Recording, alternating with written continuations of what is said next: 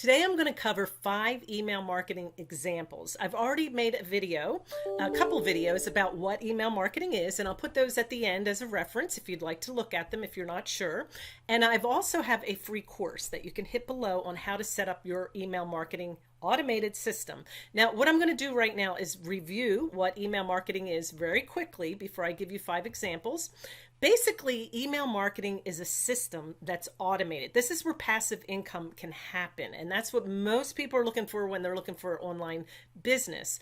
Not everybody's looking for that, but this part of your business would definitely be passive income. Once you set it up, it keeps working when you're doing something else. And that, for me, that's what I'm looking for. Now, what is email marketing?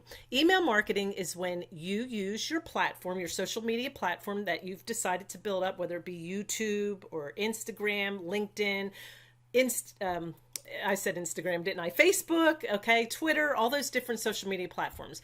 What you're doing is you're offering people on those platforms something for free. Or maybe you're running ads and you said, hey, I've got this small ebook that I made of recipes that will help you lose weight. If you follow these recipes for 1 week or 30 days, whatever it is, you could lose 10 pounds. And most people are going to say, hey, she's got all the recipes written out. I'm going to go ahead and give her my email address for that. I mean, that's a no-brainer. It's free. And what do I get out of it? I could lose 10 pounds. And I'm looking to lose 10 pounds. See how that works? It has to be something that's going to solve a problem for people and that they want to give you that email address. Now, what do you do with the email address?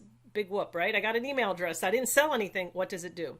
You then set up an automated sequence of emails where you introduce yourself, you start warming up to people, get them to know, like, and trust you, and then you can sneak some little sales things in there. So you might, get that, give them that ebook with the recipes, and then you can keep talking about, introduce yourself and then start talking about other recipes that could be helpful or different nutritional foods that you want them to keep eating. And then you might say, hey, this is a shake that I use that has been very helpful. I get all my nutrition, and boom, there you go. You try to sell that shake as you're talking about the same content. So that's how email marketing works. Let's turn that off. Okay. Sorry about that. Anyway, and then you have it all automated. I have a free course below where I show you how to set that up. But sometimes you want to do what they call a campaign. You might want to come in and use different styles and things of emails. That's what I'm going to show you today. Different things that you can do. You don't want to just keep blah, blah, blah doing the same thing. You want to start putting in some different styles of emails. Now, why do we use email marketing? It's proven that email marketing helps to increase subscriber engagement. Now, why do you want that engagement? Again, people buy from you after they get to know you, like you, and trust you. And they might have to have 7 or 8 what I call touches or contacts from you before they'll even start to feel that way. Think of yourself. I know a lot of people compare email marketing to dating. When you date someone, you don't right away on that first date fall madly in love. Maybe some people do. They think they do. But in general, most people need 7 or 8 different contacts. You need to go out with them and get to know them. And it takes a few dates. It takes maybe a month. It takes some people longer than that. But the more you are in contact with someone, the more you either like them or you don't, right? It's a friendship works the same way. Hey, I like that person. I want to spend more time with them. And that's how email marketing is. So it really is a wonderful way to build relationships and get people to know you, like you, and trust you, and then they'll buy from you. Now here's example number 1. I call it after the free thing. So let's say you gave them something for free. Maybe you gave them some workout exercises to do, totally free. Maybe you made a PDF with 30 different yoga exercises or weightlifting, whatever you're into, okay? But now you're going to say to them, I see that maybe you're starting to hurt. Maybe you weren't in shape.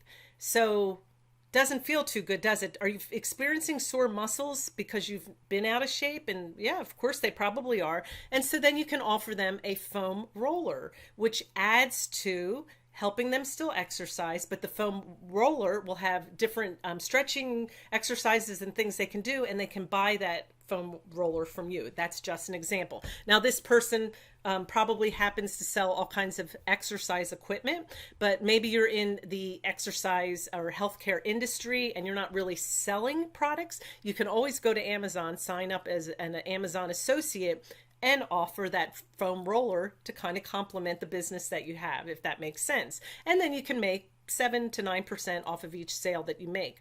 So pretty cool. So after you give somebody that free thing, what can you follow up with something that you could maybe sell them that still helps solve a problem?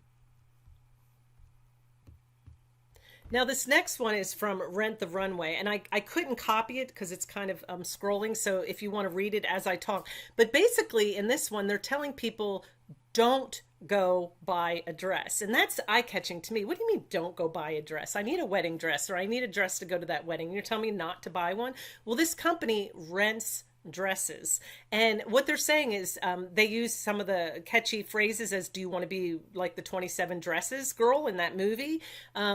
You could rent a dress for the wedding, for the rehearsal, for the bridal shower, and you could rent 3 dresses cheaper than you could buy one. So that's what they're trying to sell, is renting. But it's kind of like reverse psychology, that headline, because most people think, oh, I have to buy. We're in that mentality. We're not used to renting things like dresses. So I thought this one was pretty catchy, and I wanted you to see how they even had it scrolling. But that's something you could do with your own business. Maybe say, you don't need to do such and such, you could do this instead. So kind of use some reverse psychology, especially in the healthcare industry. Everybody thinks that they have to do heavy weightlifting or cardiovascular exercise, when you can still lose weight and still get in shape without jumping around. If you eat right and move, see what I'm saying? You don't have to jump around and do all those hard exercises, which is really why a lot of people won't do it. They don't want to jump around and have to do that kind of exercise. So I call that one reverse psychology. Tell them they don't have to do something, and then tell them what they could do instead.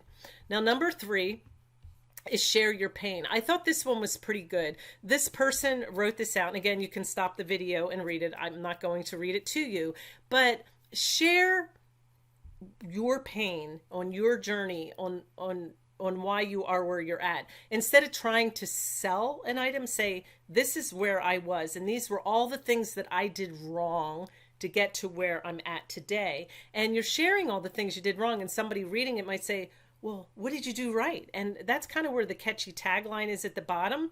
After they hear about everything you did wrong, maybe in the next email, the third email could be, this is what I did to solve the problem. So the person that wrote this probably has a good 3 to 5 email sequences that they can write to finally get you where, what is it that you did that worked? Because this person keeps sharing, I think it's Paul's story.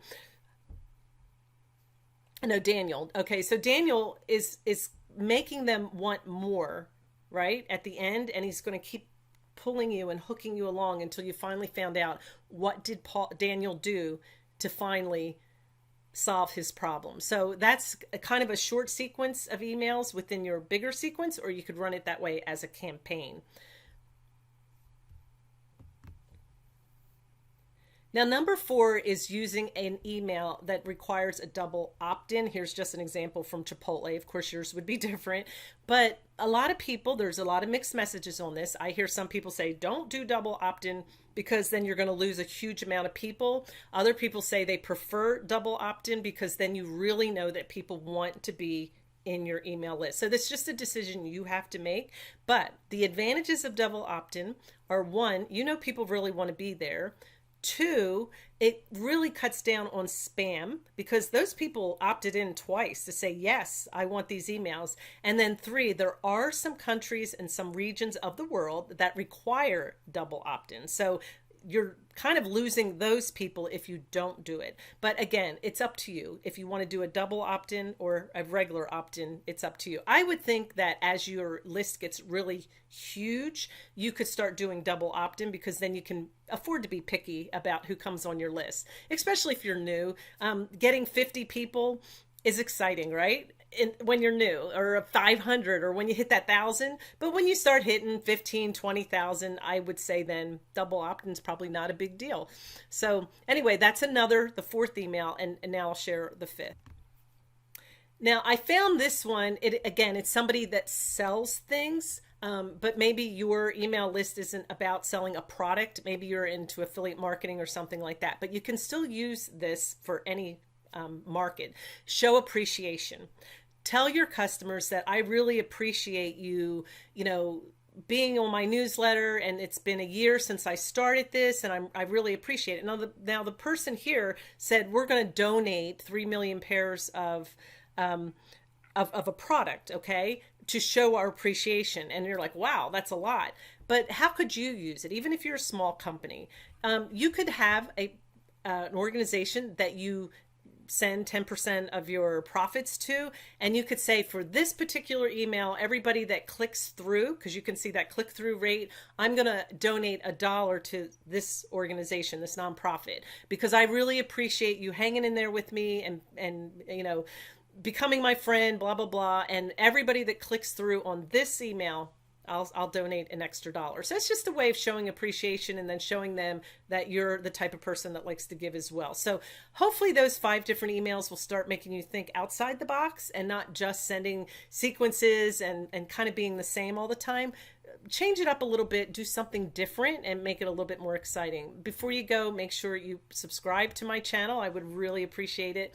And don't forget to hit the free course link below. Definitely, if you haven't started email marketing, I strongly recommend it. The course is free. There's no gimmick or anything. And it will help you get set up as well. And then you can start collecting emails and start sending out those awesome emails and getting an audience that will get to know you, like you, trust you, and then buy from you.